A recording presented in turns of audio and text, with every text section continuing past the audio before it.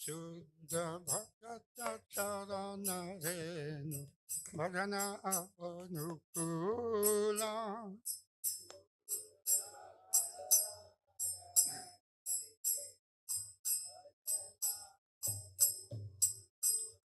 Shuddha Bhakata Charana Renu Bhajana Anukula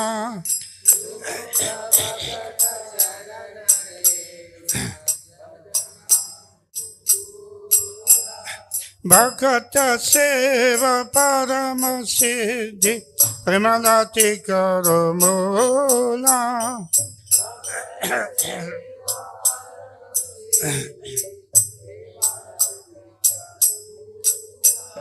Madhavati Ti Bhakti Janani Jatane Palana Kori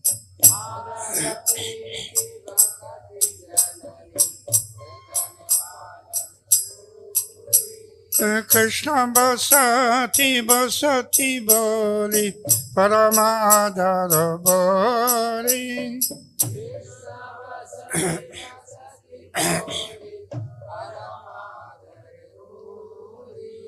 Gora Maharaja Sabastane Koralo Brahmana Range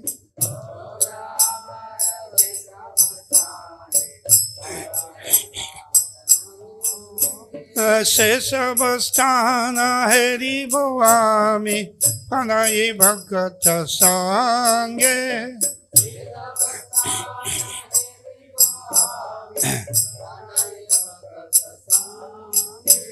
Mridanga Bhaja Sunite Mana Avasara Sadajache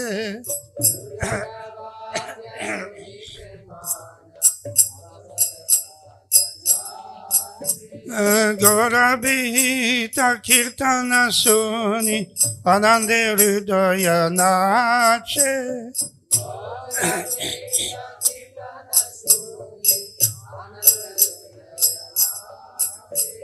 Jugala Murti Dekhiya Mora Parama Ananda Hoya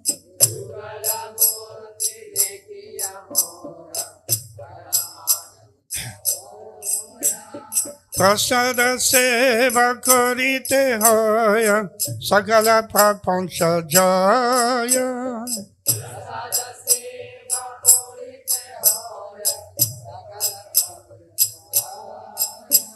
Jidana Grihe Bhajana Dekhi Grihete Goloka Bhaya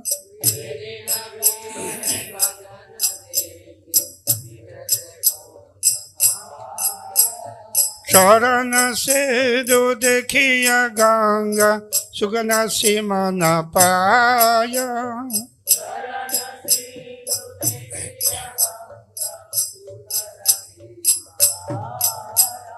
Tulasi Dekhi Dhuraya Prana Madhavato Shani Jani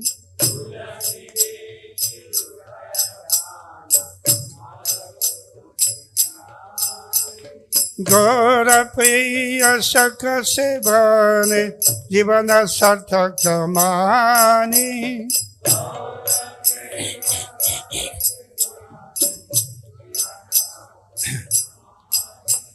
Bhakati Vena Krishna Bhajane Anukula Payaja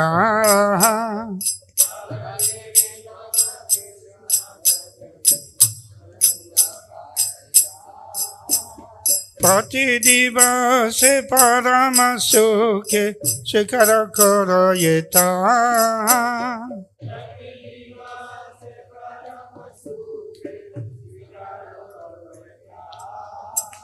Shuddha Bhakata Charana Renu Bhajana Anukula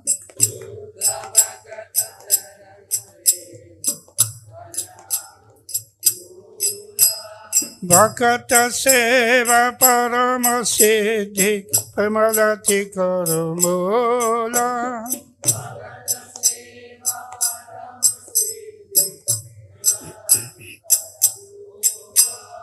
Hare Krishna, Krishna Krishna, Hare Hare, Hare Rama, Rama Rama, Hare Hare.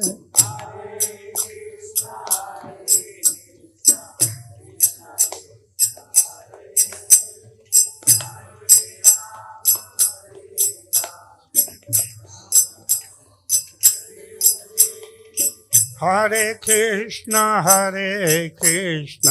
Krishna Krishna, Hare Hare, Hare Rama, Rama Rama, Hare Hare.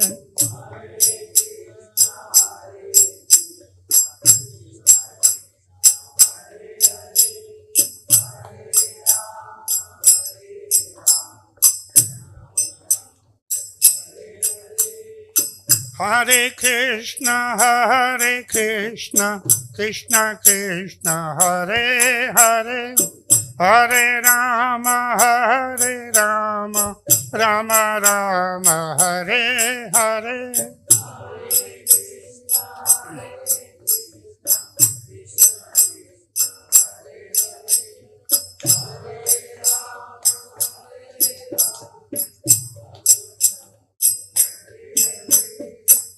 Hare Krishna, Krishna Krishna, Hare Hare, Hare Rama, Rama Rama, Hare Hare.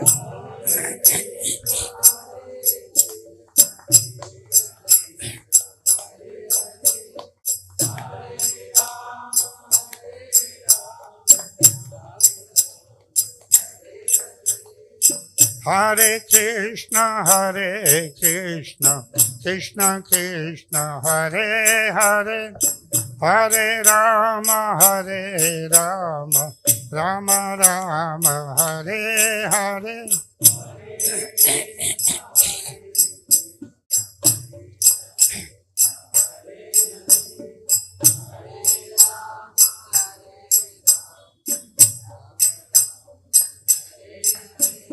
Jaya Prabhupada, Jaya Prabhupada, Jaya Prabhupada, Jaya Prabhupada.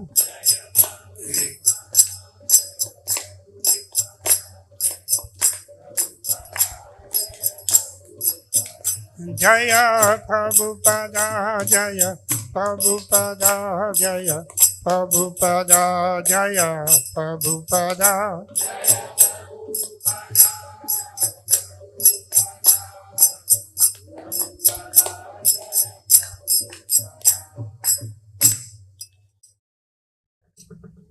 Translation of the song Suddha Bhagata from Saranagati, written by Bhaktivinoda Thakur. Dust from the lotus feet of pure devotees is conducive to devotional service, while service to the Vaishnavas is itself the supreme perfection and the root of the tender keeper of divine love.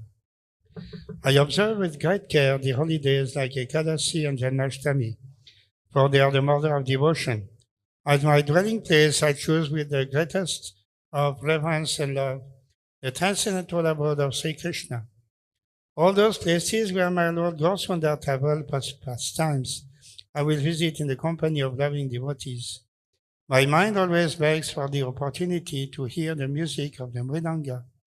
Upon hearing the kind of kirtan ordained by Lord Golachandra, my heart dances in ecstasy. By beholding the deity forms of the divine couple Sri Radha Krishna, I feel the greatest joy. By honoring the Lord's prasad, I conquer over all worldly illusions. Goloka Vrindavan appears in my home whenever I see the worship and service of Lord Hari going on there. Upon seeing the Ganges, which is a river of nectar emanating from the lotus feet of the Lord, my happiness knows no bounds. The sight of the holy Tulasi tree soothes my soul, for I know she gives pleasure to Lord Krishna. By honoring Sak, a dear favorite of Lord Chaitanya, I consider life worthwhile. Whatever Bhaktivinoda obtains that is conducive for the service of Sri Krishna, he accepts every day with the greatest of joy.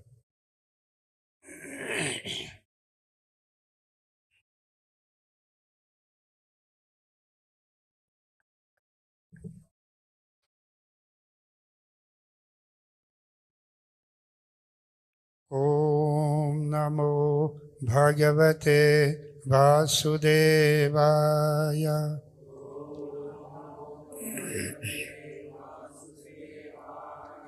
Om Namo Bhagavate Vasudevaya.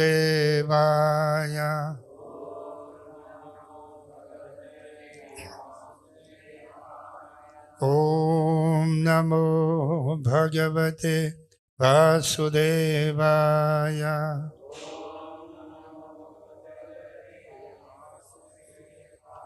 Narayanam Namaskritya Naram Chaiva Narottamam Devim Saraswatim Vyasam Tato Jayamudirayet Nashtaprayeshu Abhadreshu Nityam Bhagavata Sevaya Bhagavati Uttama Sloke Bhaktir Bhavati Naistiki Krishnaya Vasudevaya Devaki Nandanaya Cha Nanda Gopakumaraya Govindaya Namo Namaha Jaya Sri Krishna Chaitanya Prabhu Nityananda Sri Advaita Gadadhara Srivasadi Gaura Bhakta Vrinda Hare Krishna Krishna Krishna Hare Hare Hare Rama Rama Rama Hare Hare.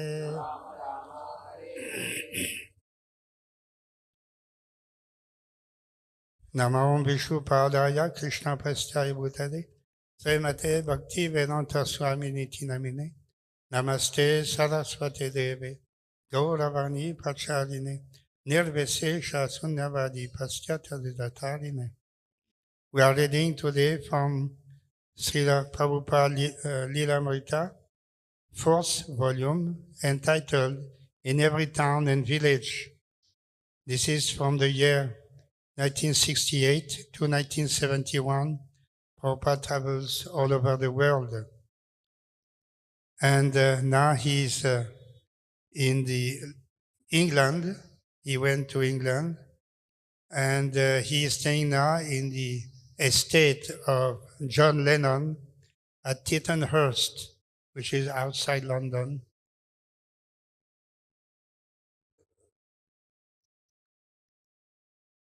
At one end of the estate lived a bricklayer and his wife in a small, neglected Georgian house. Hired by John to build a recording studio on the property, the bricklayer had only recently moved to Tittenhurst. A tough, burly man, he never spoke to the devotees until one day he asked several of them if they believed in ghosts. Oh yes, Kulashikar said. Prabhupada says there are ghosts. I don't believe, the bricklayer said. My wife is having dreams, but I don't believe in ghosts. The bricklayer's wife revealed that both she and her husband had been hearing something at night. Last night, they had gone running to John Lennon's house, terrified, complaining of sounds, chains rattling, boot heels pounding, and the noise of something like a body being dragged across the floor. The bricklayer had seen his wife violently shaken by the shoulders, although no one else was there. When the devotees told Prabhupada, he said, "You tell John Lennon that if he wants, we can get rid of these ghosts." Mukunda relayed the message. but John had already invited his friend, a white witch, to come and exorcise the ghosts. The warlock visited the bricklayer's cottage, and a few devotees tagged along. Over the fireplace in the main room, they found a carving of a person with a ghost coming out of his forehead, and on the opposite wall, mahogany runes. These are ancient witch runes, the warlock said, shaking his head. I can't do anything here. When John asked the devotees to try their method, Prabhupada directed them. At the bricklayer's cottage, they should sprinkle water offered to Krishna in the doorways, blow conch shells, and then have kirtan. A group of devotees went, and Kulasika led the kirtan. After half an hour of chanting, Kulasika felt a great release of pressure within the room, and the kirtan became ecstatic. The devotees returned to their engagements, assuring John that the ghost would not return, and the bricklayer and his wife moved in again. The next morning, Prabhupada passed the old cottage on his walk. So how is the ghost? He asked. No news, Prabhupada, Kulasika replied. The following morning, Prabhupada again asked, how is the ghost? Would they like to have him back? Years ago in India, Prabhupada said, when he was running his chemical business, he had detected ghosts in the building at night. Sri Sri Gaur Nitai ki jai. Sri Sri Radha Madan Mohan ki jai. Sri Sri Jagannath Subhadra Baladev ki jai. What did you do? One of the devotees asked. I simply chanted Hare Krishna, and the ghost would go away. Prabhupada then opened his eyes wide and gestured with both hands, mimicking the frightened workers in the plant who had come running to him.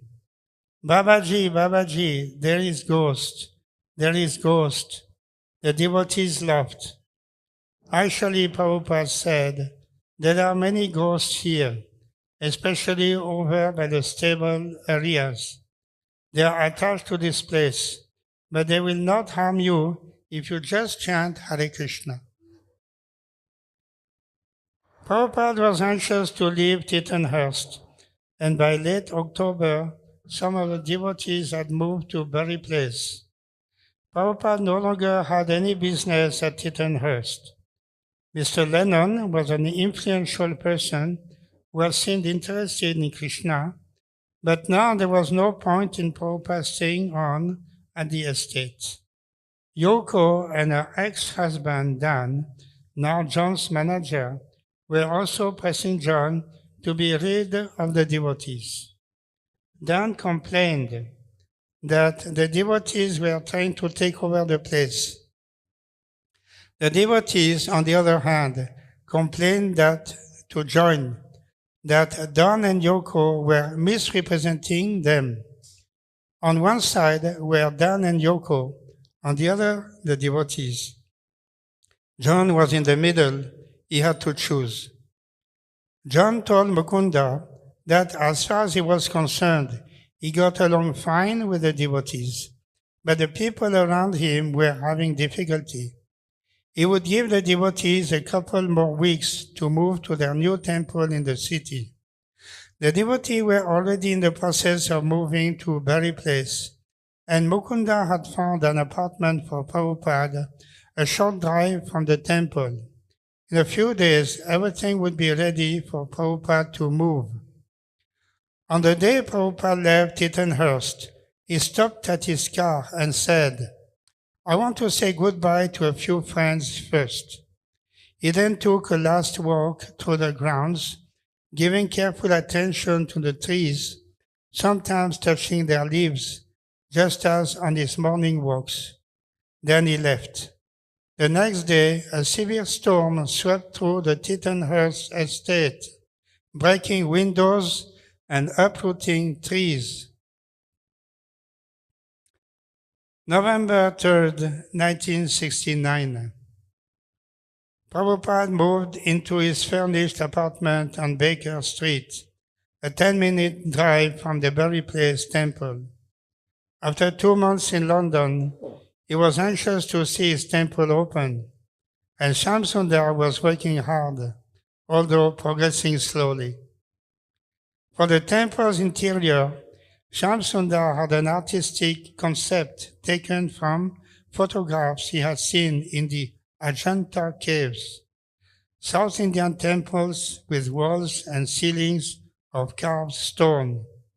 His inspiration was to produce a similar effect using California redwood he and Mukunda had shipped to England a year ago. On first hearing the plans, Prabhupada had asked, "Why make it so artistic?" But Shamsundar had been so set on the idea that Prabhupada had permitted him. With the ceiling partly finished, there was no turning back. Shamsundar toiled day and night, yet each day the temple design seemed to grow more elaborate, with the walls and floor fashioned of solid redwood and the ceiling lined with redwood arches. Shamsundar took great care to see that each piece fit exactly into place. As Shamsundar inched along, devotees joked that the room looked like an upside-down boat.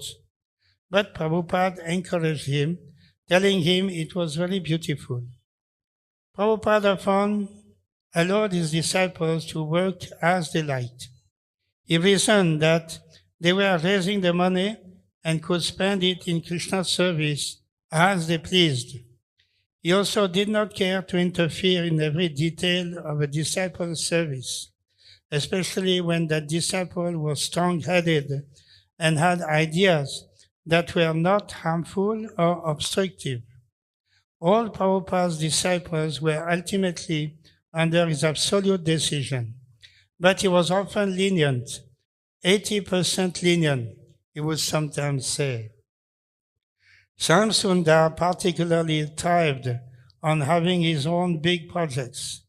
He had arranged for the Mantra Rock Dance in San Francisco, built the first Rathiatra carts, established a friendship with George Harrison, and now he was designing a temple. Prabhupada allowed it, watchfully like a father. Consulting the Vedic calendar, Prabhupada chose December 14 for the temple opening celebration. And despite predictions from Shamsundar and others that the deadline would be impossible to meet, Prabhupada ordered invitations printed immediately. The devotees had tremendous work to do and little time. Not only did they have the temple to complete, but also Prabhupada's quarters on the second floor and the kitchen in the basement.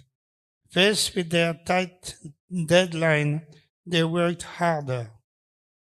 As Prabhupada was anxious about the temple opening, he was also anxious about publishing the first volume of Krishna, but he had no money. According to printers' estimates, the book would cost about $19,000. Prabhupada told Shamsundar to ask his friend George for a donation. Shamsundar, who had always been careful not to ask George for money, was hesitant. But Prabhupada insisted, and Shamsundar gave in. George agreed, but regretted it afterwards. Then Shamsundar began to feel sorry. After all, he had not really wanted to ask George, and George had not really wanted to be asked. When Prabhupada heard of this, he invited George to see him. George told Prabhupada that every day people were asking him for his money. But when Prabhupada explained the importance of the Krishna book and how George's donation would be devotional service to Krishna, George dismissed his regrets. He also agreed to write A foreword to the volume. George says, I did not really think I was qualified to write the foreword to Prabhupada's book. But one way of looking at it is, because I'm known, it would help. But from the other point of view, it could really hinder, because not everyone wants to listen or to believe what I say. There are a lot of people who would be put off just because I'm saying it. I mean, if I picked up the book on Krishna and the foreword was written by Frank Zappa or somebody like that, I would think, God, maybe I don't want to know about it. So I thought that although he asked me, maybe Prabhupada didn't really want me to write the forewords. But it was one of those things I couldn't get out of. Everybody had their minds made up. You're writing the foreword and that's it. So I just did it. End of quote. When Srila Prabhupada asked to watch the moon landing,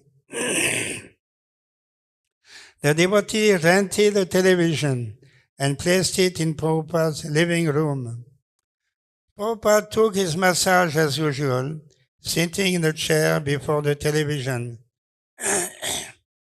Purushottam announced, well, Prabhupada, it's about time, so I'll turn on the television and soon we'll be getting some pictures from the astronauts out in space. End of quote. A reporter was speaking from Cape Canaveral, Florida. We are just about to get the first pictures of this historic occasion. The picture appeared fuzzy, then cleared. The spacecraft had landed on the moon. As the astronauts emerged from the ship, they slowly eased themselves down onto the moon's surface. Purushottam was in ecstasy. Dhananjaya says, I was attempting to massage Prabhupada's head and at the same time watch the program. All of a sudden, as the men were landing, Prabhupada motioned for me to sit in front of him, so I came around.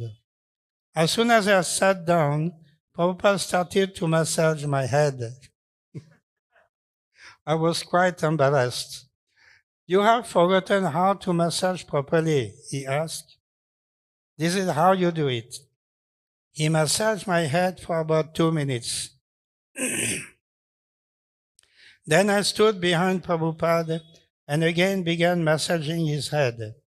By this time, the astronauts were moving across the landscape. They had gotten out their little American flag and were sticking it in the ground and were jumping up and down. Apparently, they were defying gravity because every time they jumped up, they would float through the air and then gently land again. There was a lot of jubilation and sounds from them. End of quote. So, Purushottam, Prabhupada asked, they have come to the moon? Yes, Prabhupada, Purushottam said excitedly. They've landed on the moon. Prabhupada smiled. Dhananjaya says, again, Prabhupada motioned me to the front. I moved around and sat down. I thought he wanted me to massage him from the front. But again, he put his hands on my head and massaged. He said, can't you learn this simple thing, massaging my head? I had been watching the television and not giving my full attention to my service. I tried again, but again Prabhupada said, you still don't know how to do this. I said, well, Prabhupada, I'm trying my hardest. He laughed and said, that is all right, continue. Prabhupada asked Purushottam, so what can you see? They are exploring the moon's surface, he said. So what is there? Well, it looks like they have landed inside a crater somewhere. So the ground is sandy with some rocks. Oh, look, they are showing some shadows from some of the rocks that are lying around. That's all you can see. There are no people, there are no trees, there are no rivers, there are no buildings. No, Purushottam replied. The moon is barren. They have not landed on the moon, Prabhupada said emphatically. This is not the moon. Later, when Malati brought in Prabhupada's lunch, he said, what Malati has done, she has made this little kishari for Krishna, and that is far greater than what they have done.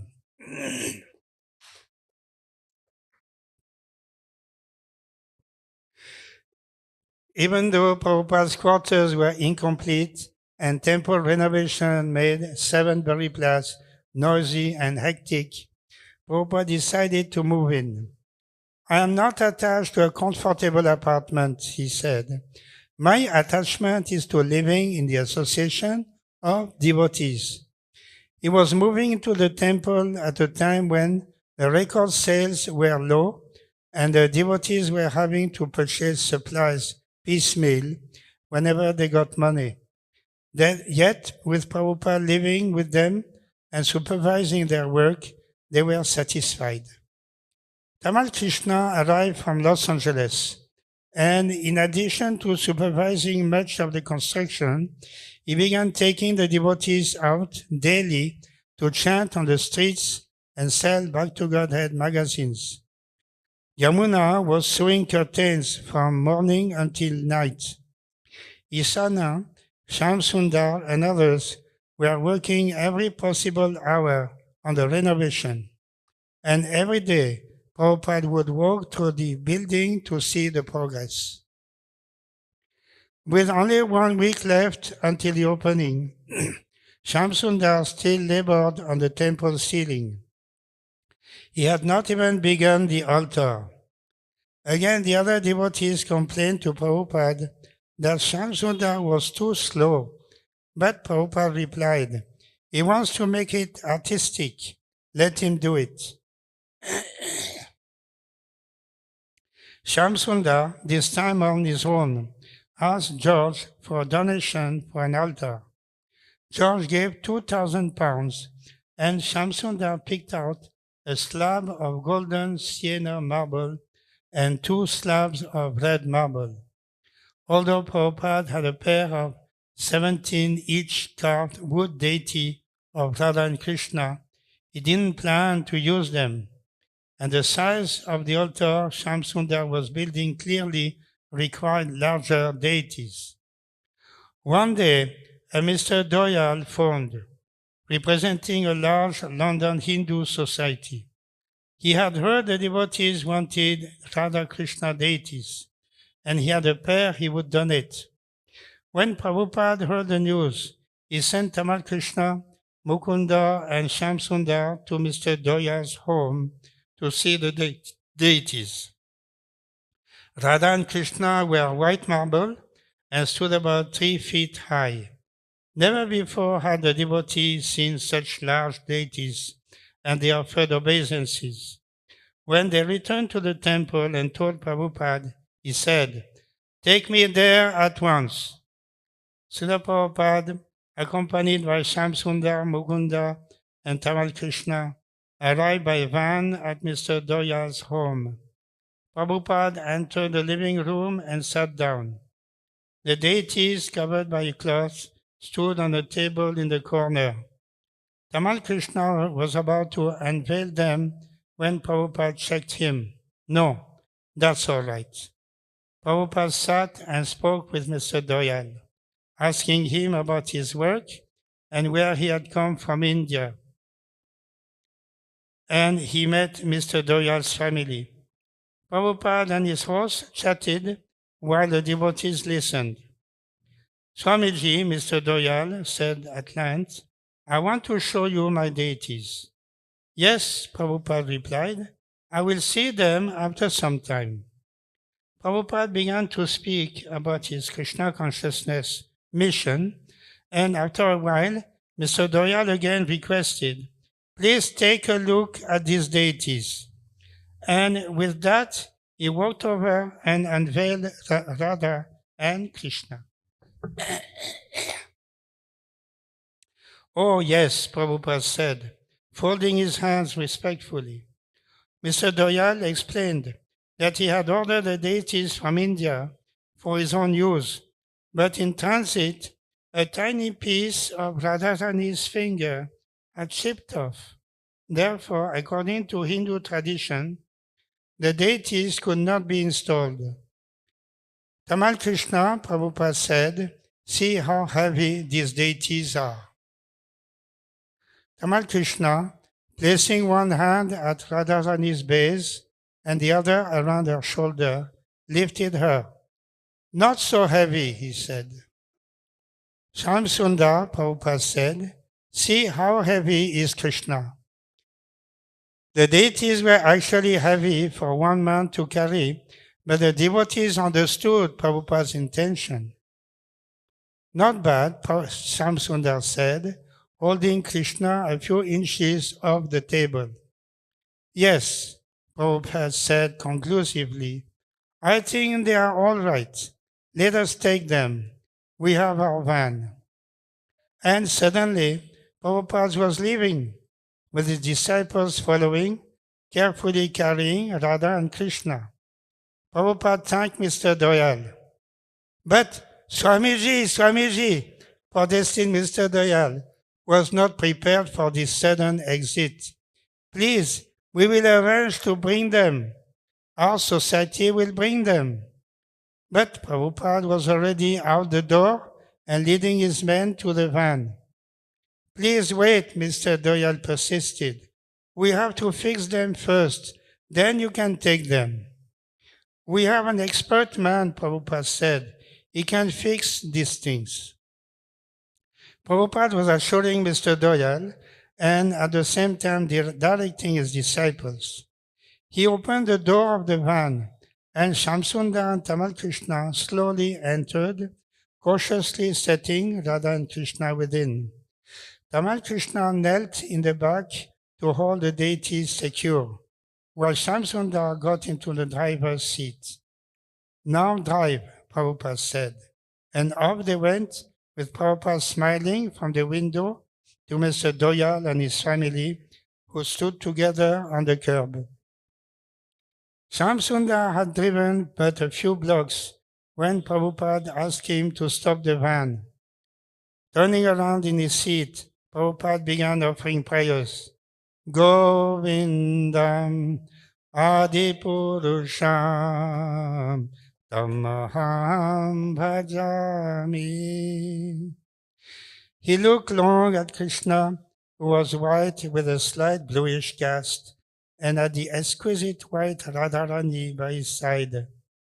"Krishna is so kind," he said. "He has come like this." Then he and Shamsundar continued driving slowly back to the temple. Carefully, Prabhupada supervised his disciples carrying the deities up to the second floor.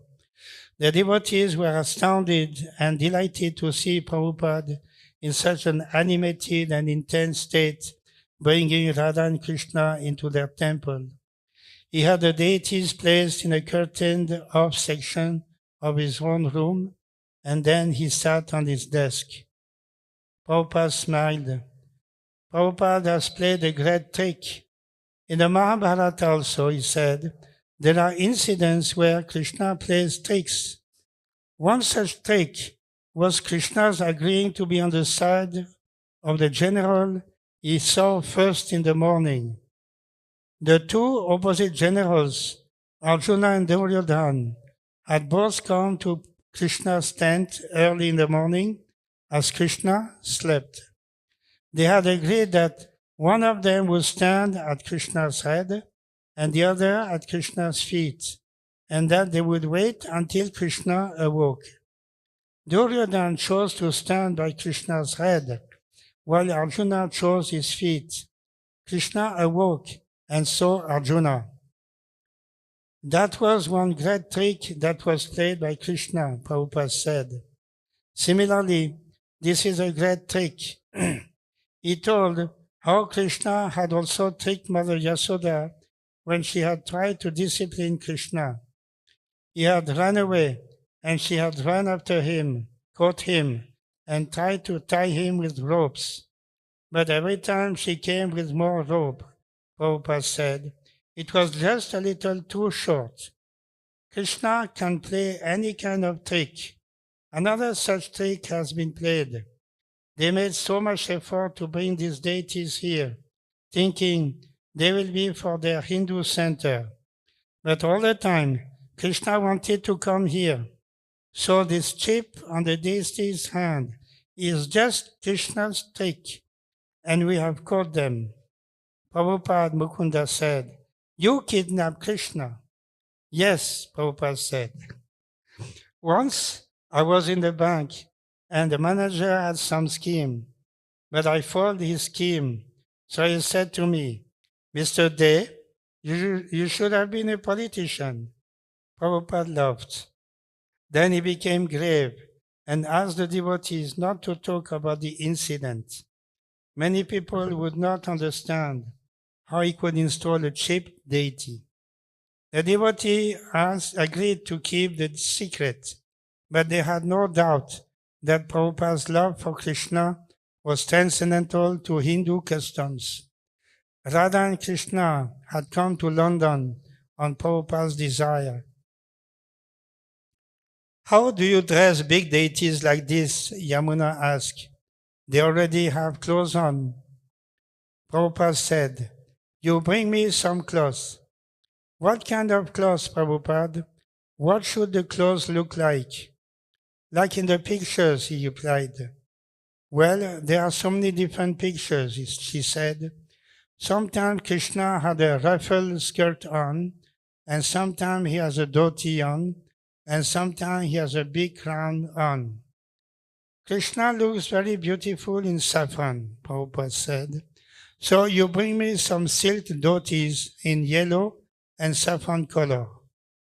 Yamuna collected 6 silk saris with silver and gold borders, and Prabhupada indicated the design he wanted and told Yamuna how to arrange the crowns. With only a few days remaining before the installation ceremony, Yamuna began working almost continuously at her sewing machine. Several times a day, Prabhupada would come to see her progress. Shamsundar had completed most of the altar, except for Lord Jagannath's altar and the canopy over Radha and Krishna's throne. Both the canopy and Lord Jagannath's altar would be supported by 4 heavy wooden columns more than 6 feet high.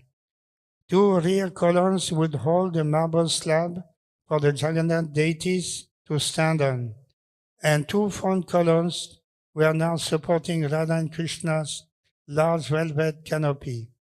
The columns were big and heavy. Shamsundar called them elephant leg columns.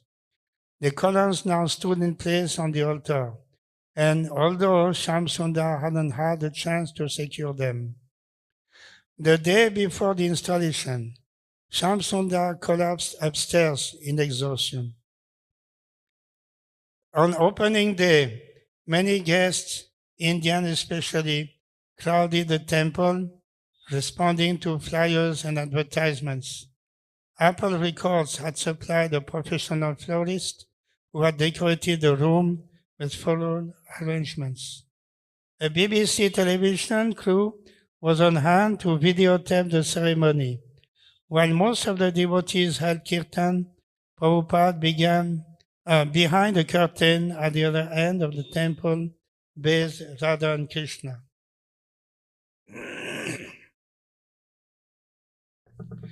The plan was that after the bathing ceremony, the deities would be placed on the altar and Yamuna would dress them. Once they were dressed and enthroned, the curtain would open for all the guests to behold Sri Radha and Krishna. Prabhupada would lecture, and then everyone would feast. But because of Shamsundar's oversight, the installation almost became a disaster. Prabhupada had finished bathing the deities and they had been placed on the marble altar when suddenly the elephant-like columns tottered. The canopy above the deities began to collapse. Prabhupada, seeing the danger, jumped onto the altar and seized the heavy columns in a split second. With great strength, he held the two front pillars in place. "Get this out of here," he shouted. While Prabhupada's arms protected the deities, the men removed the canopy, and then two men at a time carried each of the pillars away. The deities remained unharmed. While Prabhupada was behind the curtain rescuing Radha and Krishna, on the other side of the curtain, guests and reporters awaited the unveiling of the deities. Unaware of the mishap, the guests saw only men emerging from behind the curtain carrying large pillars and a canopy. The BBC camera crew began filming the canopy and pillars as they appeared from behind the curtain, taking them to be part of a ceremonial procession. The few devotees behind the curtain with Prabhupada were amazed, but there was no time now for apologies or appreciations. Yamuna addressed the deities, Prabhupada hurrying her. When at last everything was ready, Prabhupada opened the main curtain, revealing the graceful forms of Lord Krishna and Radharani to the temple full of guests.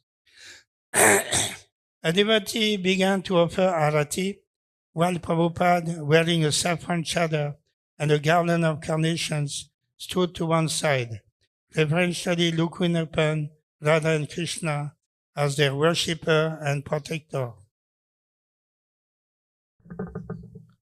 What is the time? 2 more pages. This was the culmination of months of effort. Actually, years of planning had preceded this auspicious occasion. 100 years before, Bhaktivinoda Thakur had hoped for the day when Krishna consciousness would come to England, and Srila Bhaktisiddhanta had also desired it. Now that an authorized temple of Radha and Krishna was preaching Krishna consciousness in London, it was a historic occasion for Gaudiya Vaishnavism. A long-standing order of the previous acharyas had been fulfilled. Prabhupada has sent invitations to several of his godbrothers in India. None of them had been able to come, of course, but at least they should have been pleased to learn that this dream of Srila Bhaktisiddhanta Saraswati's had been fulfilled. Prabhupada was 73. He had now opened 21 temples in 3 years.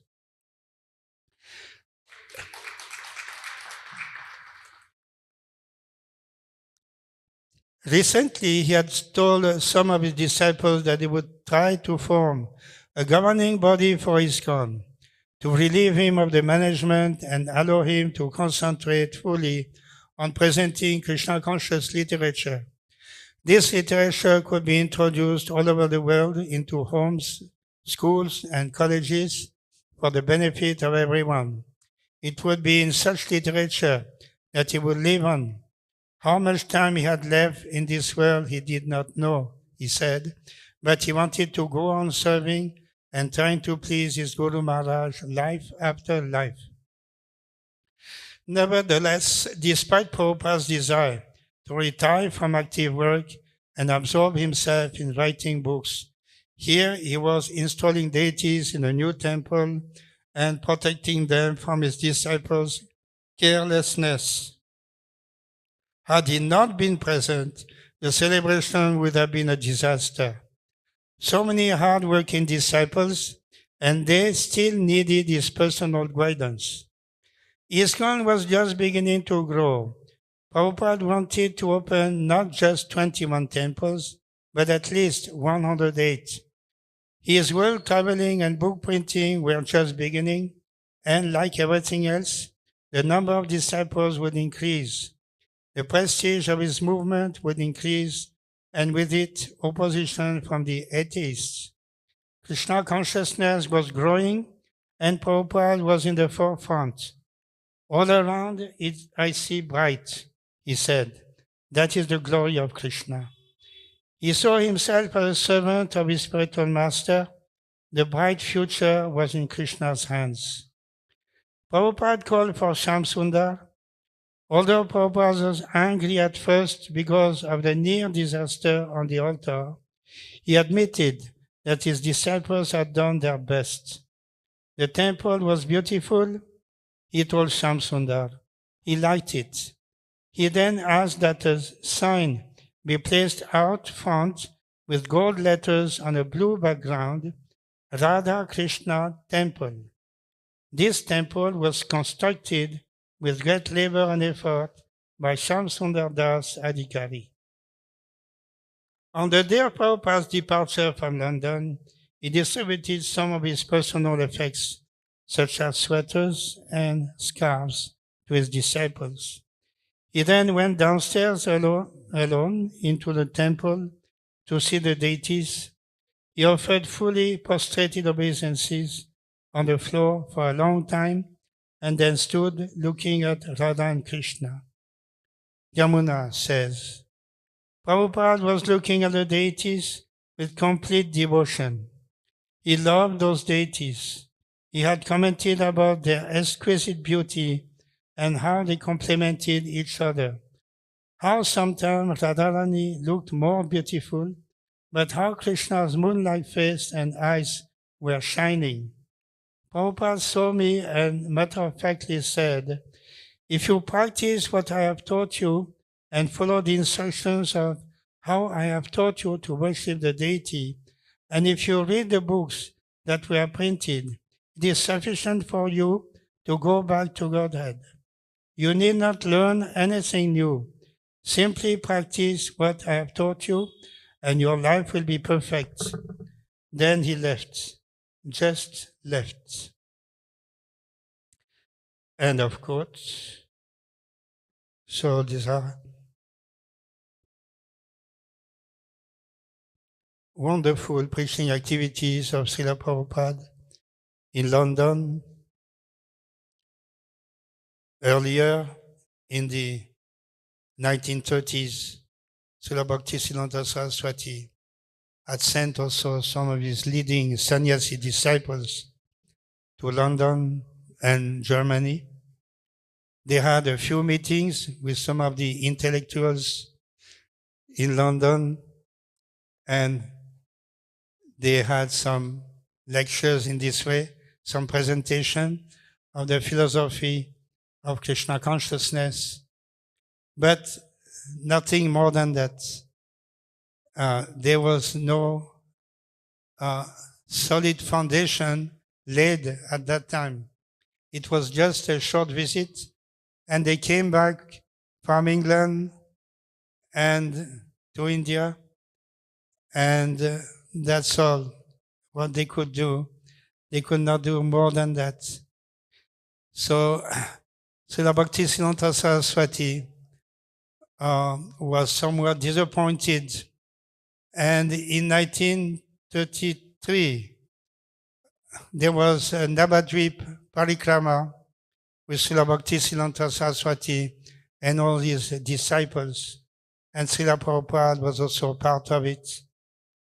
And at the end of the yatra, at the end of the parikrama, Srila Bhaktisiddhanta Saraswati gave a lecture to all the disciples assembled. And he told them, now I have a plan to enlarge our Gaudiya Math institution. Our preaching should be enlarged, as Chaitanya Mahaprabhu wanted, to every town and village of the world. So he was looking at the audience, the assembly of his disciples, including the leading sannyasis who were on the front lines, and he was looking at this. Then he said, unfortunately, I don't see anybody who can do this preaching outside of India. And looking on the left side, on the back side, he saw Srila Prabhupada. So they met in this way, eye to eye. And then Srila Bhaktisiddhanta Saraswati said, he said, oh, no, I know. One of you will do it.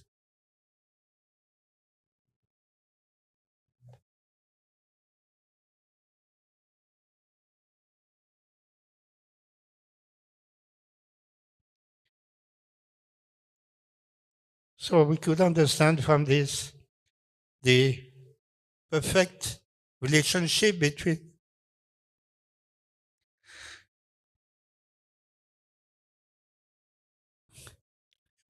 Srila Prabhupada and his Guru Maharaj, Srila Bhaktisiddhanta Saraswati, Srila Prabhupada. Perfect relationship. So in this way, by the grace of Krishna, Prabhupada could establish the center in London, and as he had established already many others in United States, the center in London became the center, and in this way, from England, then afterwards other parts of Europe, like Germany, France, and other countries, then afterwards Russia, China, Africa, everywhere. And Srila Prabhupada sent all his disciples, including to Pakistan. Brahmananda Swami was sent to Pakistan in 1971. But at that time, the war started between India and Pakistan. Prabhupada at that time was in Bombay, and Prabhupada became very much worried. What will happen to him? He's now caught up in a war. So Prabhupada was very anxious to have news of Brahmananda Swami, and finally Brahmananda Swami could escape. He could come out of Pakistan, and then afterwards he went to Africa. So Srila Prabhupada sent his disciples everywhere in the world. And of course, he did not send them to moon planets. That is not necessary. The moon is already a heavenly planet. Already great devotees are there. There is no need to go to the moon for that purpose. But his disciple Purushottam could not understand that. And he thought that the Americans are very great. One small step on the moon, a giant step for mankind. That was their propaganda. So how they could go there? Actually, they did not go there, and they only made a show, that publicity. But at that time, many people were convinced that they have gone there, and it's a great achievement for mankind. So, as seen also the story of the Tittenhurst being ghostly haunted, Prabhupada also knew the solution, that ghosts cannot remain when there is a kirtan, because they cannot tolerate. They are impious. They have become ghosts because of impiety. They have committed suicide or some other sinful activity, and therefore they have become ghosts. So they cannot tolerate the kirtan, and therefore Prabhupada knew very well that if there is kirtan, the ghosts will go away. Here in this temple, there were also ghosts at the beginning. And they were on the underground basement, and they were disturbing us also.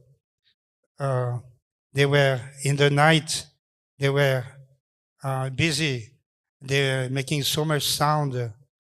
And at that time, the accountant complained to the temple president, I cannot stay here. So many ghosts are here. So when Sir Jayapataka Swami had a disciple in Bangalore who was expert in ghost, getting rid of ghosts. And he came here, this disciple came here to this place, and he told us there are about 72 ghosts, not only one or two, 72. So he had brought some boxes, and he chanted some mantras for some time, and the boxes were open, and then he closed the boxes, and he told us, all right, we have taken all the 9 the boxes, and I'm taking them away to Jagannath Puri. They can stay there, they can do whatever they want. So in this way, but 1 or 2 were remaining. And gradually, after a few days, they also left because of the kirtan. So kirtan, I was told also that in Calcutta, there were, at the time of Sri Bhaktisiddhanta Saraswati, there was some epidemic. I forgot what epidemic, but it was very bad epidemic in Calcutta. And so they had decided, let us have a kirtan in the streets. And having kirtan, gradually epidemic faded away. The epidemic subsided. So we understand that this kirtan, Hare Krishna kirtan, is all auspicious. It can give all types of benediction, even for epidemic cannot stay because of the kirtan. So these are very wonderful effects of the kirtan that we learn from the activities and preaching of the acharyas. So that's all.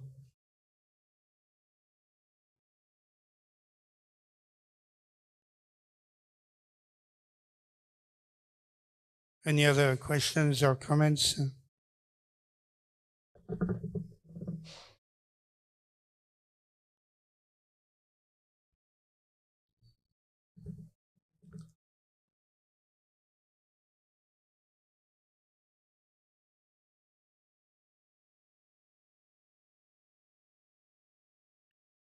Okay, Hare Krishna.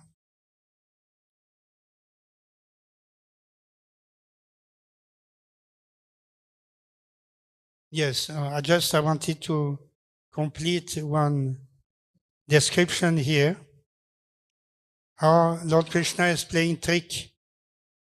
So one trick, Krishna is of course more intelligent than all of us, including more intelligent than Duryodhana, more intelligent than Arjuna, including. But Duryodhana especially was thinking that he is very intelligent.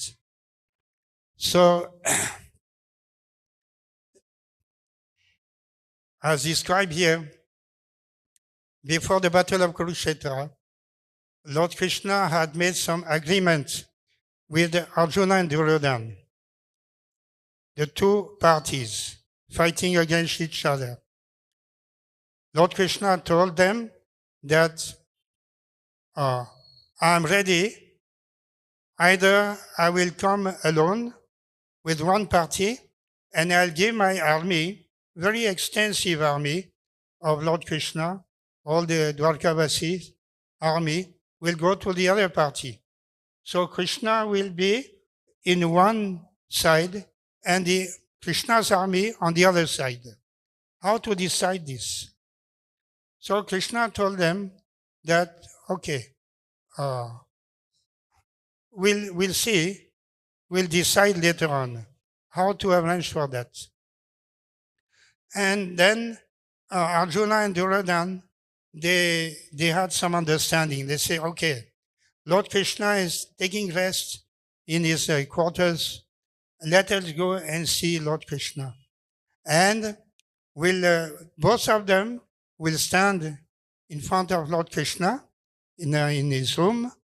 And when Lord Krishna awakens, then the first one, Lord Krishna sees. And then you can tell Lord Krishna that whatever you want.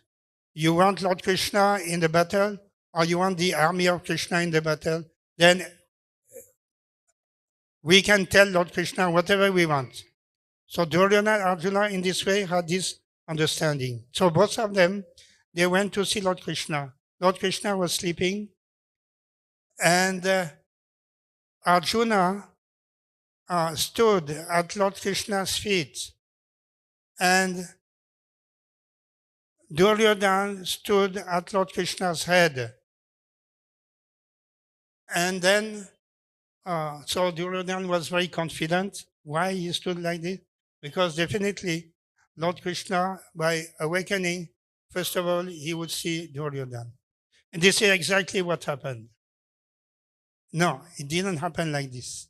Opposite happened. Opposite. That when Krishna awoke, Lord Krishna, saw first of all his feet. He just woke up like this, and he saw Arjuna at his feet. Oh, Arjuna, you have come. Then Duryodhana thought, oh, I'm finished. I'm finished. He was thinking that Krishna would see him first. But Krishna saw Arjuna first. So Lord Krishna sees Arjuna very happy. Oh, Arjuna, you have come. Thank you very much. Then what do you want? So Arjuna says, Lord, my dear Lord Krishna, you told us that either you will come in one side alone, you will not participate in the battle, you will just come by yourself without any weapon, and otherwise your army will go on the other side fighting against the other army. So now, Lord Krishna, now I want to ask you, please come with me. I want you only. I want you alone. And Duryodhana said, oh, what a fool this Arjuna. Oh, all right, very good, very good. Krishna, you go with Arjuna, no problem. You give me your army. And Krishna, yes, take my army. Yes, take all my soldiers. In this way, the agreement was concluded. So this is the description here. How Krishna tricked Duryodhana in participating in the battle of Kurukshetra. And because of Lord Krishna's help, the battle was won. Krishna, he doesn't need any weapon. He himself is sufficient to win the entire world. He is the Supreme Lord. He doesn't need any help from anybody. So that is Lord Krishna's trick here. And Srila Prabhupada also in this way, he could be the recipient of Krishna's mercy. He took Lord Krishna, Radha Krishna in London, even though he had no information that Radha Krishna had come to London. But by Lord Krishna's mercy, that was made possible. And these beautiful deities were installed in the London temple. And also, if you go to London, you can take darshan of Radha London Ishwar. Srila Prabhupada ki jai.